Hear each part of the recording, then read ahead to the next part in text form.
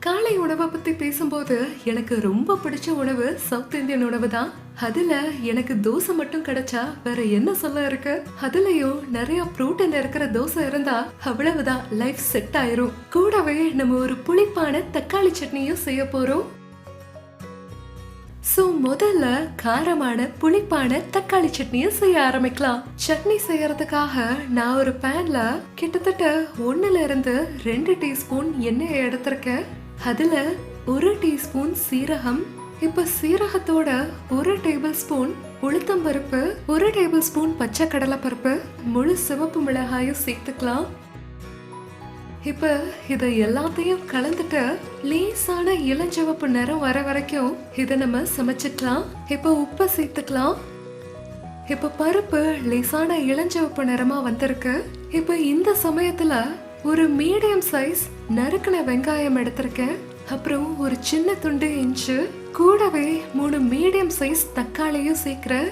இன்னைக்கு நான் இந்த சட்னில இஞ்சி அப்புறம் தேங்காயை பயன்படுத்துறேன். ஆனா இது ரெண்டுமே ஆப்ஷனல் தான்.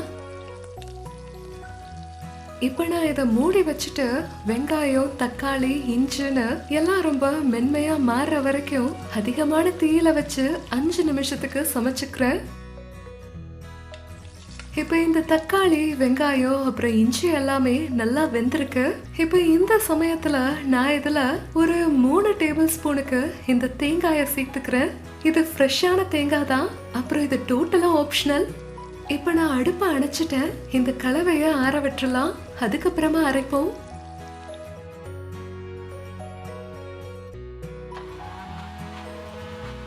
இங்க பாருங்க, இப்ப சட்னிய அரைச்சாச்சு. ரொம்ப சுவையா இருக்கும். இந்த அளவுக்கு சட்னி அரைக்க கிட்டத்தட்ட 1/2 கப் தண்ணி தேவைப்படும். இப்ப சட்னி ரெடி ஆயிருச்சு. அடுத்ததா நம்ம ஒரு தாளிப்பை தயார் செய்யலாம். அதுக்காக நான் ஒரு 1 டீஸ்பூனுக்கு எண்ணெயை எடுத்திருக்கேன். நீங்க தேங்காய் எண்ணெயை கூட எடுத்துக்கலாம். கடுகு, பெருங்காயம் அப்புறம் கருவேப்பிலைய சேர்க்கலாம். இப்போ சட்னியில இந்த தாளிப்பை நான் கொட்டிக்கிறேன். ரொம்ப சுவையான சட்னி ரெடி ஆயிருச்சு. இத நான் தனியா எடுத்து வச்சுக்கிறேன். அடுத்ததா நம்ம தோசை செய்யலாம். இப்போ தோசை செய்யறதுக்காக நான் இங்க 5 வகையான பருப்புகளை எடுத்திருக்கேன். இதுல ஒவ்வொரு பருப்பையும் தோராயிரமா ஒரு 3 டேபிள் ஸ்பூனா எடுத்திருக்கேன்.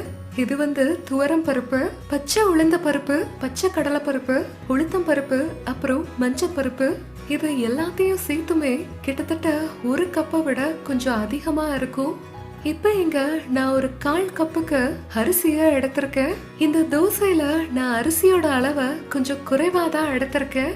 உங்களுக்கு வேணும்னா நீங்க இத போடக்கூட வேண்டாம். இப்ப நான் அரிசி அப்புறம் பருப்புன்னு எல்லாத்தையும் கலக்கிக்கிறேன். இப்ப இந்த அரிசி அப்புறம் பருப்பு கூட நான் காஞ்ச மிளகாய சேர்க்கிறேன். உங்க தேவைக்கு ஏத்த மாதிரி நீங்க இதுல சேர்த்துக்கலாம். ஒரு 5-6 மணி நேரம் ஊற வைக்கணும். இப்போ உளுத்தம் பருப்பு நல்லாவே ஊறி இருக்கு. இனி இதை நம்ம நல்லா அரைக்கலாம். இன்னைக்கு நம்ம தயார் செய்யற இந்த மிக்ஸ் தால் தோசை அடை தோசை மாதிரியே தான் இருக்கும். ஆனா இந்த தோசையில உள்ள அரிசியோட அளவு அடை தோசையோட பார்க்கும்போது ரொம்ப குறைவா தான் இருக்கு. இத நீங்க போடாம கூட விட்டுறலாம். அதனாலதான் இது புரோட்டீன் நிறைஞ்ச தோசை. இப்ப நம்ம இதை அரைச்சிக்கலாம். மிக்சியில ஒரே சமயத்துலலாம் ரொம்ப அதிகமா போடாதீங்க, இல்லாட்டி இது அரைப்பட கஷ்டமா இருக்கும். இதை அரைக்கும் போது கூடவே 1 டீஸ்பூன் சீரகம் சேர்க்கிற, கொஞ்சம் கொஞ்சமா தண்ணீரை சேர்த்துட்டு அதுக்கப்புறமா அரைச்சுக்கோங்க.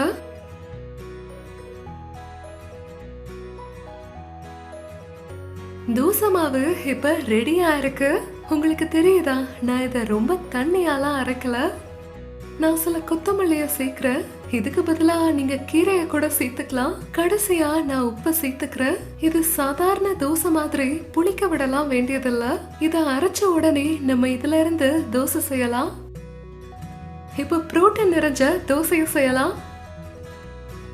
தோசை செய்ய இங்க நான் நான்ஸ்டிக் பேனை எடுத்திருக்கேன்.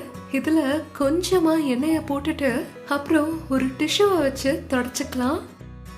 இப்ப தோசை செய்ய ஆரம்பிக்கலாம்.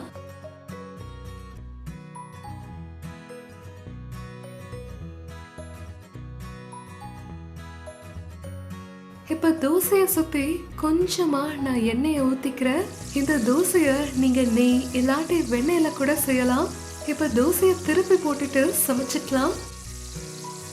இந்த தோசைய ஒரு வித்தியாசமான முறையில பரிமாறிக்கலாம். இதோட நடுவுல இப்படி வெட்டிக்கலாம்.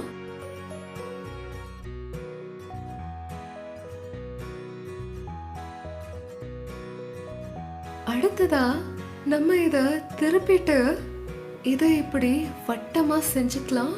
நான் வெட்டினேன்ல அந்த இடத்துல இருந்து பாருங்க, இந்த மாதிரி பண்ணிக்கோங்க.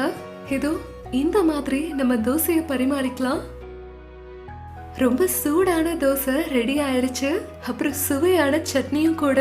இப்போ இதை உடனடியா நம்ம பிளேட்டிங் பண்ணிக்கலாம்.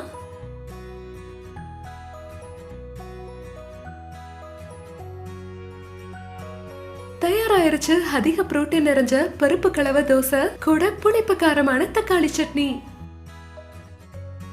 இந்த தோசை நல்லா முறுமுறுப்பா இருக்கு.